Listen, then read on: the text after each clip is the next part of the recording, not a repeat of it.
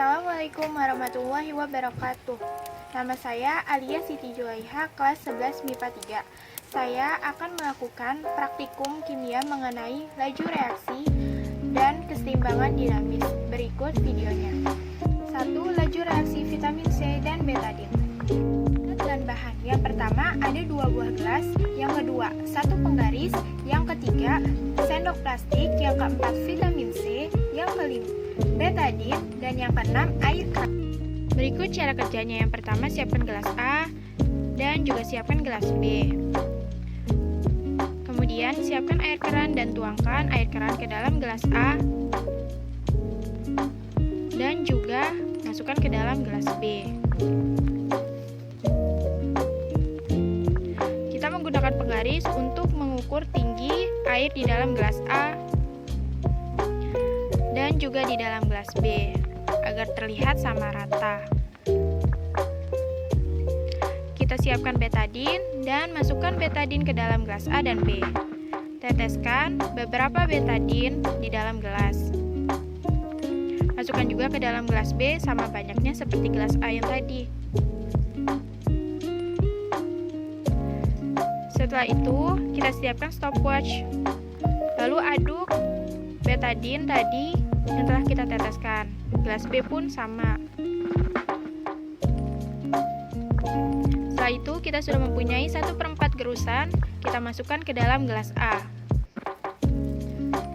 Dan mempunyai 1/4 juga vitamin C, masukkan ke gelas B. Hitung waktunya menggunakan stopwatch dan aduk di gelas A yang tadi vitamin C yang gerus, dan aduk juga yang vitamin C yang masih utuh. Pada gelas A yang kita masukkan, dosa vitamin C ternyata dapat larut dalam waktu 54 detik. Sedangkan pada gelas B yang kita masukkan vitamin C 1/4 tanpa digerus, dapat larut dengan memerlukan waktu 13 menit. Dikarenakan di dalam gelas A yang berisi 1/4 vitamin C yang sudah digerus, partikelnya lebih kecil dibandingkan di gelas B yang masih mempunyai 1/4 vitamin C yang masih utuh, sehingga di gelas A pada gerusan tersebut lebih mudah larut. Percobaan kedua mengenai laju reaksi yaitu ada pare dan juga betadin.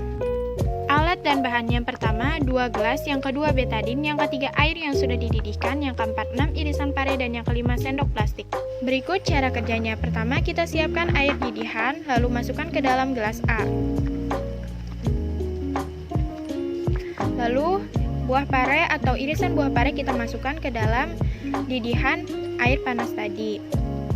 Kita rendam irisan pare tersebut dan kita tunggu beberapa saat sehingga airnya sudah tidak terlalu panas. Setelah itu kita angkat buah parenya karena kita membutuhkan air rendaman buah pare aja. Lalu kita siapkan betadin dan masukkan ke dalam gelas B, yaitu gelas B hanya berisi air keran biasa. Sedangkan di gelas A yang tadi yaitu bekas rendaman buah pare. Kita aduk di gelas B dan juga gelas A. Setelah itu kita amati di dalam gelas A yang berisi air pare dan di gelas B yang hanya berisi air keran. Kesimpulan, pada percobaan gelas A yang berisi air pare saat diteteskan betadin warnanya menjadi netral dikarenakan dalam buah pare terdapat zat alkali yang bisa menetralkan zat kimia. Selanjutnya, praktikum mengenai keseimbangan dinamis tentang sedotan yang berdiameter berbeda. Alat dan bahan: 1. Yaitu 2 sedotan dengan diameter berbeda, yang kedua 2 gelas ukuran yang sama, yang ketiga air. Siapkan sedotan dengan ukuran diameter yang berbeda. Gunakan kedua sedotan untuk memindahkan larutan dari gelas A ke gelas B dengan secara bersamaan. Terus amati volume air dalam gelas ketika melakukan percobaan dengan jumlah dan kecepatan yang sama. Lakukan sebanyak 6 kali atau dengan hitungan genap. Kesimpulan, dalam percobaan ini membuktikan bahwa kesetimbangan bersifat dinamis yaitu diperoleh ketika semua gaya yang bekerja pada objek bersifat seimbang tapi objeknya sendiri bergerak.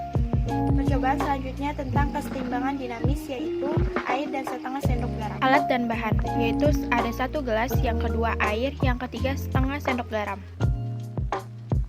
Pertama-tama kita ambil setengah sendok garam, lalu kita masukkan ke dalam gelas yang berisikan air. Setelah itu kita larutkan air dan garam. Kesimpulan, dalam percobaan kesetimbangan larutan ini bersifat irreversibel, yaitu tidak dapat balik lagi. Berikut persamaannya.